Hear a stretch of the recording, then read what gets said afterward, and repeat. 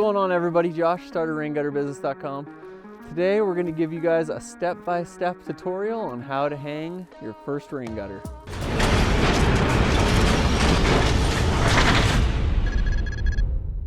So every building has its own unique shape to it, and we're going to show you guys how to deal with the different situations that come up on different homes. We'll make sure and have chapters for you guys. If you guys you don't have a straight gutter, then you can skip to the chapter with corners in it. So we're going to do strip miters, downspout, inside outside corners, and a straight section. So let's get going. First, we'll give you guys a quick breakdown on the bare necessities for tools that you're going to need.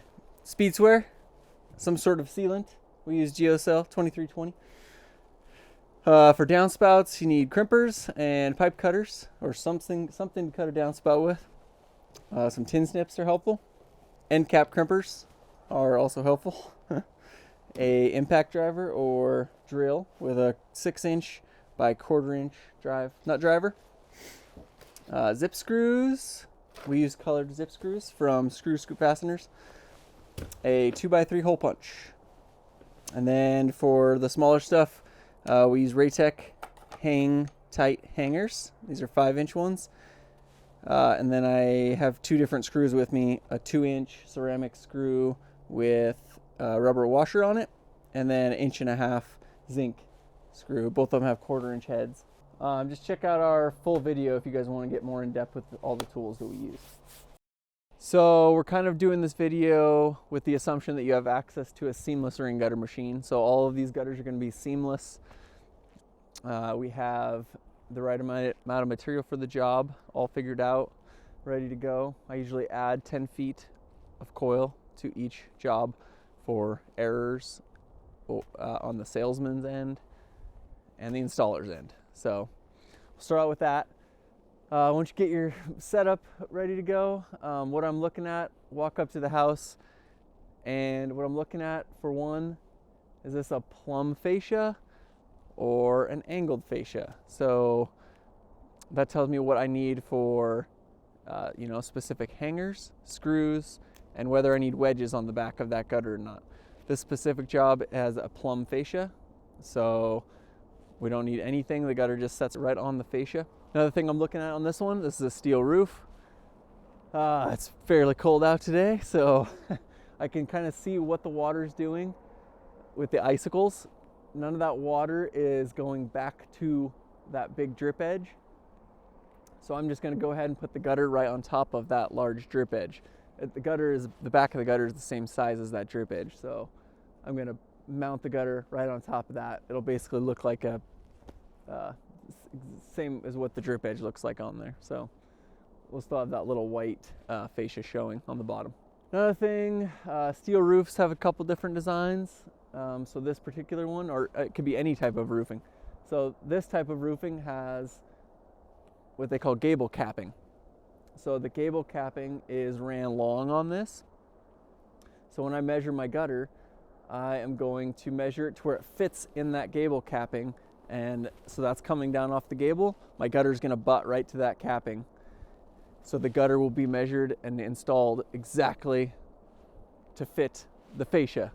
Whereas if you have a shingled roof, then you'll want that gutter to extend a little farther because there's nothing to stop that gutter, the end. So you'll want to extend it a little farther to the end of the drip edge, basically.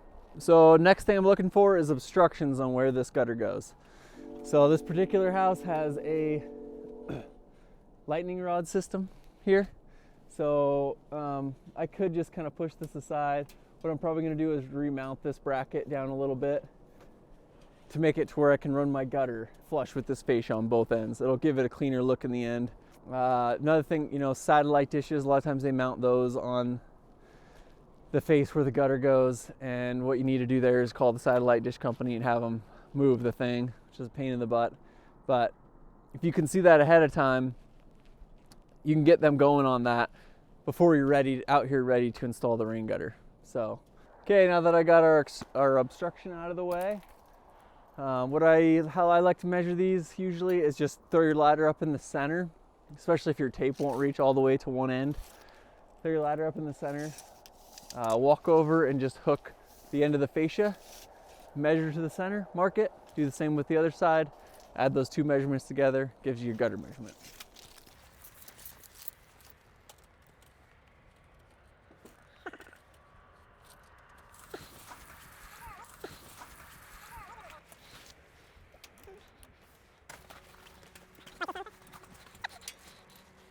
There it is, 255 and a half.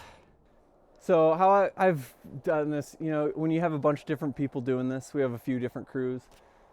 And the easiest way that I've found to reduce errors with adding these together is instead of adding them in your head, you just add them on the gutter while you're running it out.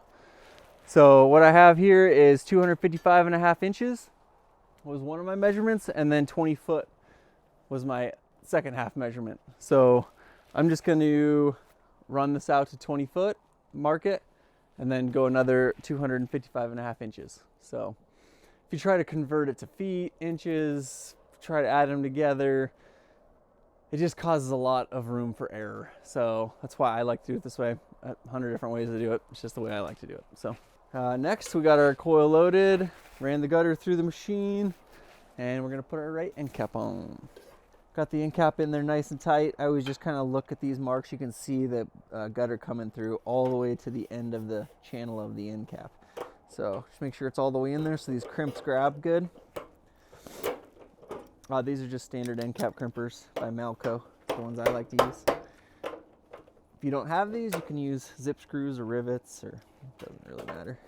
I like to kind of, all these kind of fits a little sloppy, so I like to just kind of make sure that everything's nice and tight with the gutter, give it the appearance a little, make the appearance a little better.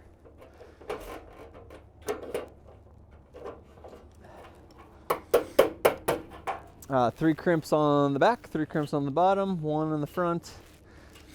And the way I found it best to work is if you are using end cap crimpers, to put this box side of the crimper in, so you're basically crimping in. They seem to hold better that way. So next step is to glue the end cap. So gluing these, I have this at an angle, about a ½ inch hole, and I'm pointing that angle into the gap between the gutter and the end cap to kind of force a little bit of glue inside of there. The main spot, this glue shrinks, so the main spots that I focus on are the bottom 2 corners, the right angles in the gutter bend, and I like to put a little bit extra in both of those because the glue shrinks in those corners and the gap's a little bigger than everywhere else. So I like to get a little extra in those spots to allow for that glue shrinkage. After I've gotten that beaded in, my bead size is about 5/8 of an inch wide. So I like plenty of glue in there. It's a lot cheaper to just, if you're doing this for a customer, it's a lot cheaper to just put extra glue in there and not have to worry about a callback. So that's kind of how I look at it. Then I weld this glue to each layer of metal, basically back and forth between the end cap and the gutter, to make sure that the glue is bonded to both pieces of metal. And that helps when that glue is shrinking, it has somewhere to grab onto and it shrinks in instead of that whole bead shrinking off of the metal. So when you press it in like that, it helps everything bond together.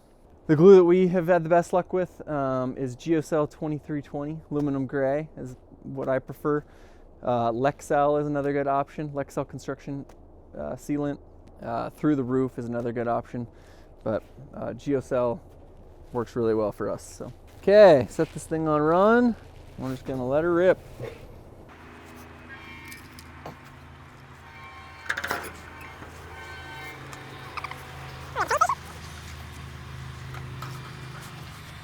So like I said earlier, my first measurement up there was 20 foot.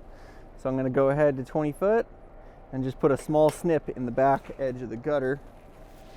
So that allows me to just go ahead and rotate my tape into that snip, and it holds my tape for me. So now I can add my next measurement on top of that, 255 and a half. I'll go ahead and put my stand out here first.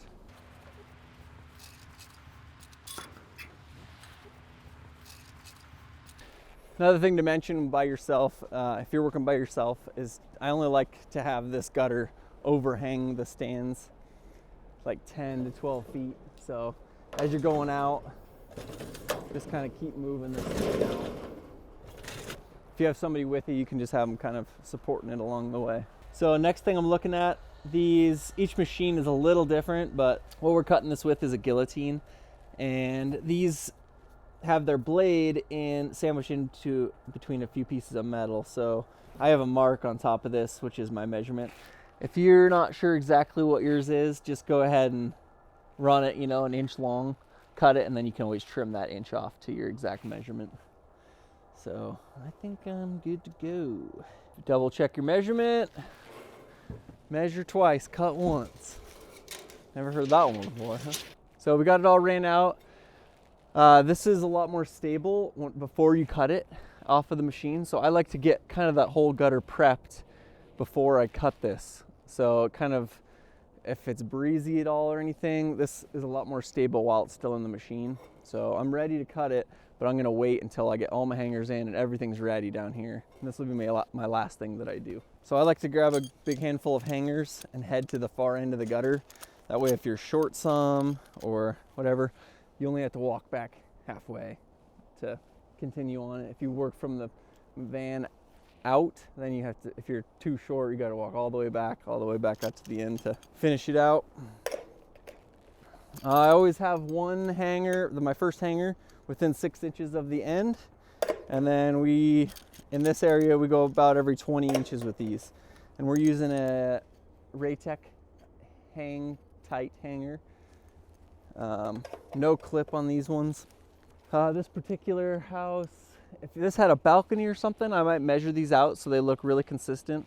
So when you're standing on the balcony looking in, it gives it a good appearance. But this really doesn't have any way to see these, so I'm not too worried about it.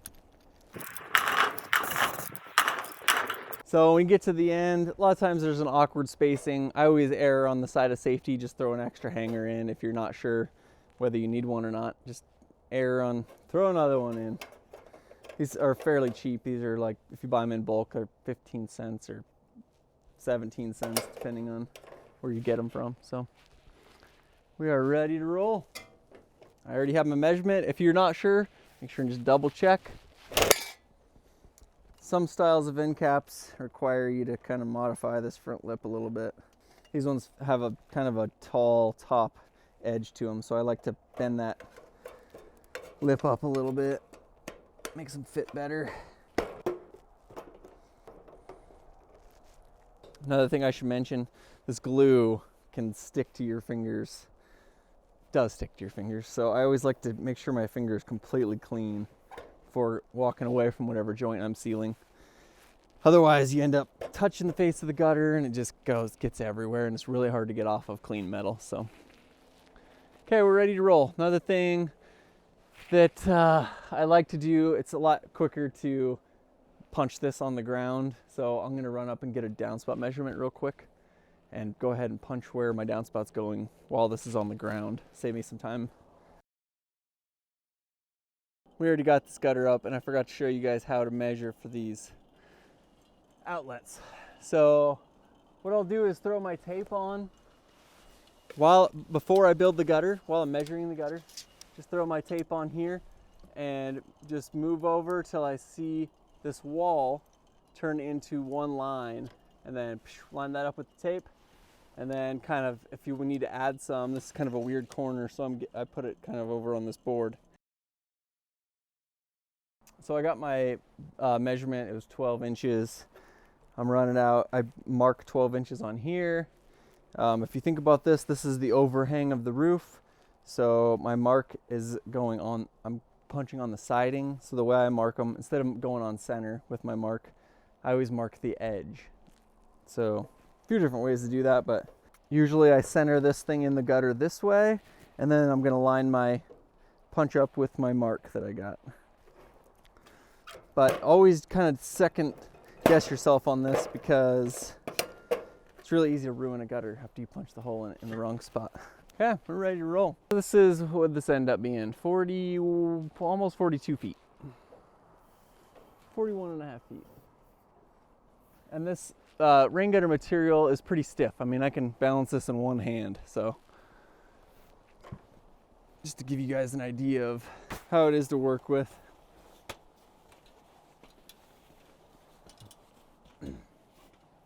This type of roofing is a little easier than most because I can just butt my end into that. Okay, so I just tack the center, run, check both ends, make sure it's lined where I want it.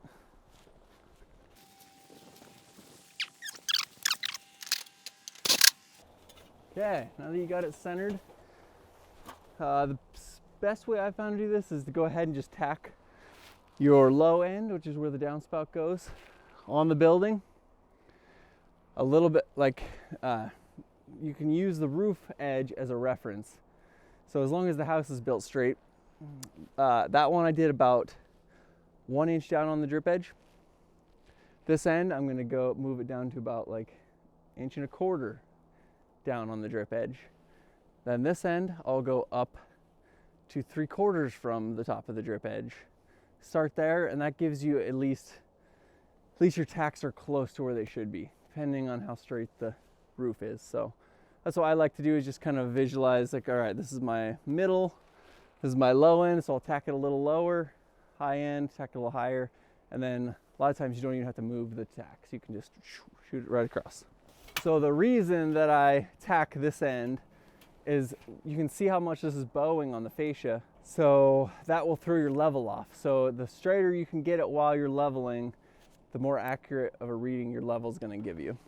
So I always like to start leveling from the high end. So that's why I tack down here, go here, then everything's kind of braced, and I'll level from this end down this way to make sure all the water is going to the downspout. So with leveling, I like to go every 4 to 5 feet, kind of measure in between. Right now we have this end of the gutter finished, so I'm working towards the downspout. I pick a spot, a hanger, 4 to 5 feet, usually it's the third hanger, heading towards the downspout. Level in between this area, tack this one, and then those two are already level, so I just go ahead and, instead of trying to individually leveling each hanger, this saves a lot of time and actually makes the gutter look better. Where's the level at?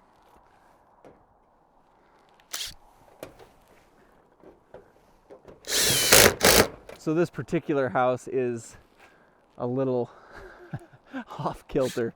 So that is more flow than I would normally have. Right now the bubble's just touching the line. I would usually try to keep it a little more centered, but I'm just kind of going with the house. So a little more flow won't hurt anything. Most of these levels, just so you know, are, if you're touching the line, that is a 2% drop. So that ends up, I don't know what it is over 40 feet, but I think it's 1 inch every 40 feet. And our kind of standard is about 1/4 inch of drop every 40 feet. So you go about 1/4 of the way to the line, which is just to where you can barely tell that level's off. All right, new situation. Now we have an outside corner, which is what we call an outside section of the house that the walls are facing away from each other. Does that make sense? So what we're gonna do, we use strip miters. You can do handmade corners, you can do box miters. There's a few different ways to do this. So we're just gonna show you how to do a strip miter. So what I'll do is get a measurement on this, the next few gutters here, and then put them up, and then we'll show you guys how to put on a strip miter. Okay, so since we're using strip miters, we have to cut a miter on the gutter itself. So if you're using a box miter, you can leave this end square. That's kind of the purpose of a box miter. You run both gutters about 1 inch from the end of the fascia, and then you just pop the whole box miter to form the corner, basically. I like using strip miters. They're a little tougher as far as handling wet, like snow and ice and stuff like that. So what I do is, you can either use a speed square or make a template. This is a new setup I just kind of got going, so I don't have any templates in here, so I'm just using a speed square. You just kind of eyeball. Chop saw is another way to do this. I like doing it with a speed square because then you don't have any chance of scraping this paint off the gutter on a chop saw, which is very common. Very hard to not walk away with a scratched gutter on a chop saw. This cut doesn't have to be perfect because it's getting hidden by our trim piece, which is the outside strip miter. Just close. Like within an 1/8 inch close or 1/4 inch close. One thing that helps make these look better when you install them is make sure after you cut this, make sure all your edges are kind of formed straight still. If you have burrs sticking out in different directions, it can push your strip miter off to where it looks funny. So we have this cut. This is the trim piece, the outside strip miter, that is going to go up and basically just cover this lap between this gutter and the next gutter that we're putting up. I like to get these pre-painted. If you spray paint these, make sure you scuff them up with some steel wool or emery cloth or something, and then gives that paint something to stick to. But if you can get these pre-painted, it helps these age at the same rate.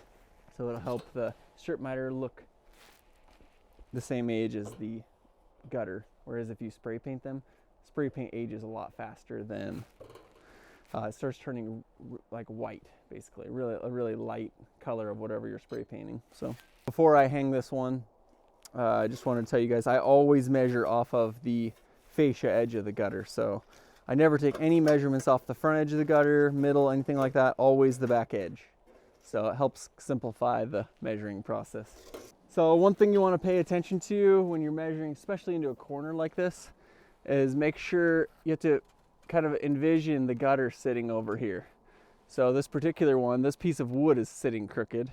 So I measured from back here, but out here is about a 1/2 inch popped out.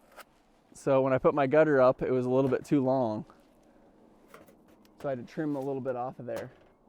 But if you have any like a window trim right here or anything like that, you have to measure off of whatever the end cap's gonna hit. So kind of keep that in mind. Okay, so a little further around the house, we have an inside corner. So on this one, you buy a different trim piece. It's called an inside strip miter. And basically the same. I just run these gutters about a 1/4 inch short of where I want them to be. So I'll run both of them 1/4 inch short. That gives you about a 1/2 inch gap in between the two. Then you slide that inside strip miter on over that and gives you a nice tight fit. Quick tip on efficiency. The least amount of times you can walk around the house, the quicker stuff gets done. So I try to save energy. One way of doing that is parking close to where you're working.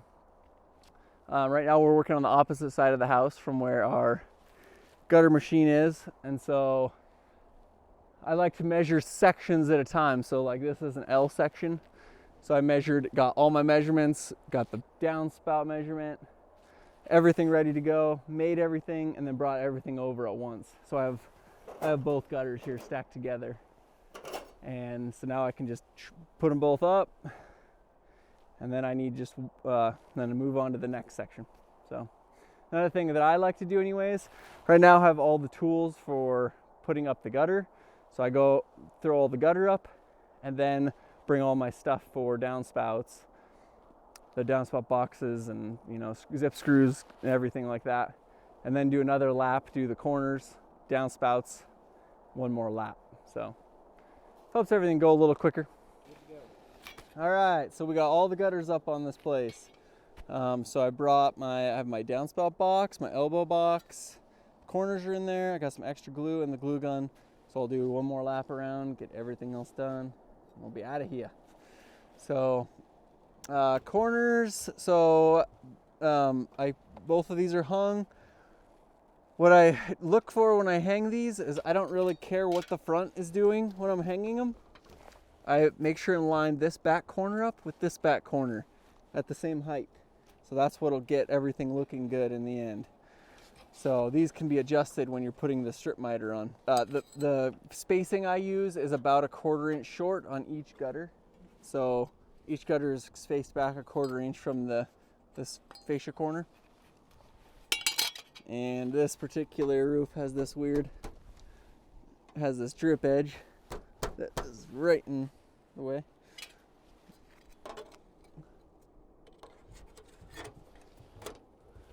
So how I like to start these is to get the back up nice and tight, and then go ahead and put a zip screw in the back top edge of one of the gutters to the strip miter. So that holds it in place, and so this is tight. So next, I'm gonna kind of move these around to where I like the way everything looks. And what I'm kind of focusing on is make sure this front edge isn't tipping in or out, and that this front edge isn't tipping in or out. And then you also want to make sure these two screws match, so they don't look all funny. Like if they're crooked, they'll kind of like looks like somebody's looking at you cross-eyed or something. Probably not something most people would notice, but you know. So I liked it, when I first started, I used to just do 2 in the top back, 2 in the front. What would happen with expansion contraction over, a year period is the bottom would flex, and it would, after that glue kind of dried out a little bit, it would crack the glue in the bottom. So what I like to do now is put a zip screw in each corner on the bottom, and then 2 in the front, 2 in the back. So that holds everything together solid, and it makes it to where your glue doesn't have to flex around. And then this glue, same as the end cap, you want to weld the edges of this glue that you put down to the metal. So I make sure everything's covered, and then just press the edges in to each gutter, both sides. One thing that everybody seems really concerned about is that this makes a glue dam. Yes, it does dam a little bit of water, like we're talking 1/4 inch max. But what happens is you put a bunch of glue in this, and it all settles and shrinks down to about, it's like 1/8 inch. So after about a week, it's kind of shrunken down. And if you're worried about 1/8 inch of water sitting in your higher gutter, you need some new hobbies. So this is the inside strip miter on the place. One thing about inside strip miters is they tend to fit a little easier.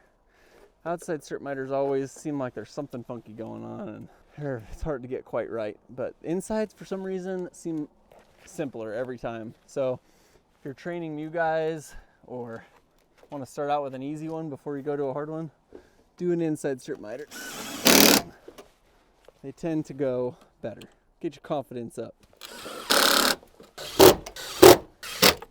Or if you do mind cleaning a little ice out of your gutters, don't move to Montana. We get snow here 12 months out of the year. It's July right now. So working my way around, got my first 2 corners up. Came to my first downspout. So like I said, all the holes are punched. Gives me one less thing to do as I'm working through. Okay, so I got that guy. Make sure your elbow's sitting kind of where you want it.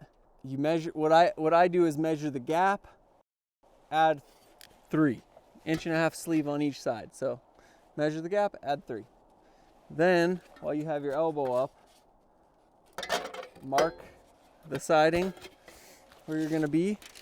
Measure this down to where you want the bottom of your elbow, and subtract 3. So I'm at 96, minus 3 is 93. So I'm gonna do 4 and 93. I have both my measurements on one trip up the ladder. I always go to the crimped end for the bottom of the downspout just to use the crimps. So we'll go 93. I've had really good luck with these Lennox pipe duct cutters. They take a little getting used to, but a lot easier than carrying a chop saw around.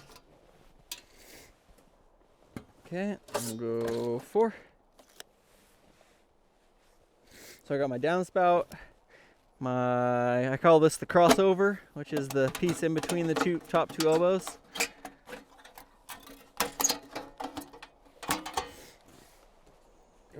crimp that guy. These are duct cutter crimpers. 3-blade is what I like to use. They make 5 blades, 3 blades, a couple different versions of them. And these are my favorite. If you guys are looking for any of these tools, we'll have a link in the description for a lot of this stuff. So this is my first piece. When you're doing these, make sure that this crimped end always goes downhill. So you want the water to flow into this elbow, into the downspout, into the bottom elbow. So I got crossover top piece done. Throw an elbow on this guy. Now I have all my parts here. Last thing I need to do is cut a clip. Clips are a little tough to cut with these, I won't lie. But you can also cut this stuff with a hacksaw. I've seen guys do that quite a bit. So this is the style of clip I use. It's kind of like a hidden clip. This goes straight out of the downspout. Cut it. I just cut a, what is it, 1 3/4, I believe there. 1 3/4. I just kind of eyeball them, but 1 3/4 pipe clip. Cut it in half. Then I use this to support my downspout. That way you don't have to paint anything. A lot of these I see painted, or straps that are painted. These are just quick. It's the same factory paint, and they just hold up really well. So this is a little bit longer downspout. So what I like to do on these is sheet the top clip down. First I'll get this guy on. Okay, so there's our first part built. Grab a clip. I've seen a lot of people put these in with zip screws, and that's...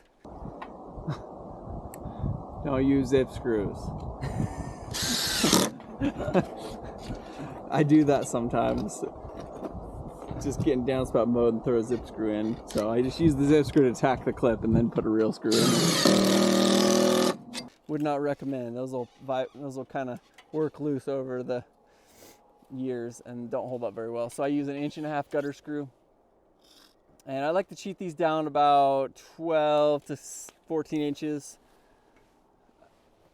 to kind of stabilize the downspout better. So what will happen is if you have a long downspout and you put a clip here and on the bottom, this middle can move around a little bit, and if wind hits it at the right direction, it can make these things hum against the siding. So really obnoxious problem to go back and try to recreate and fix for a customer. So this helps when they're a little longer. Cheat your clip down a little bit. I like to do 2 screws, one on top, one on the bottom of each one of these clips. Helps kind of flatten them out a little better and make them blend in. I used to just do one in the center of each one, and they tend to like flare off the downspout on the ends, and so they look a little cheesy. And then I just throw 1 screw in each joint, kind of hold everything together. Especially with this short of a crossover. If this were a really long crossover, like the eave, really long eave where it went back in, I would make sure and put 2 or 3 screws on each joint to make sure that crossover didn't loosen up over time. So when you're putting this bottom clip on, what I did there was hold the clip kind of where I wanted it. And this is right on a corner, so I eyeballed this, you can use a level, but I just eyeballed this reveal to make sure this reveal is the same all the way down to make sure this thing's square with the building.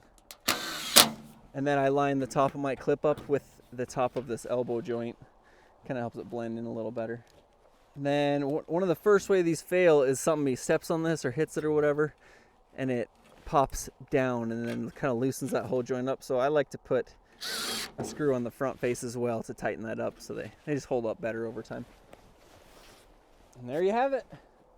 Downspout done. And I'll take my scrap, throw it on for an extension. A lot of times I just leave those with no screw in them, just so the homeowner can, especially this is unfinished grading here, so the homeowner can take that off, throw dirt in, put it back on, whatever they want to do with it. So one other thing that we'll bring up, this downspout just has a slight jog from the hole to the wall, just because I can't get that in quite far enough to make it go straight down. So what I like to do is just make just a joint basically. So you just put on a 15, 20-inch piece. Put your clip or strap on, and then the downspout on. So this basically is like creates a flex joint for it to come back to the wall. So pretty simple way to do it. And there you have it. Full 5-inch K-style installation job done just for you guys. Thanks for watching. Make sure if you guys are interested in these kind of videos, we have a bunch of different styles of gutters and just ideas on rainwater solutions. So make sure and like, subscribe. See you on the next one.